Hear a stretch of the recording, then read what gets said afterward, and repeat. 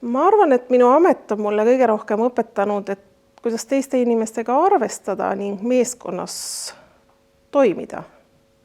Mulle kõige rohkem päeva alguses pakub rõõmu see, kui minu osakonna töötajad on tööl rõõmsad, särasilmsed ja rahulolevalt ning päev kulgeb ilma probleemideta. Siseosakond on oma profiililt väga raske osakond. Nii patsientide poolest kui ka inimestel on palju tööd.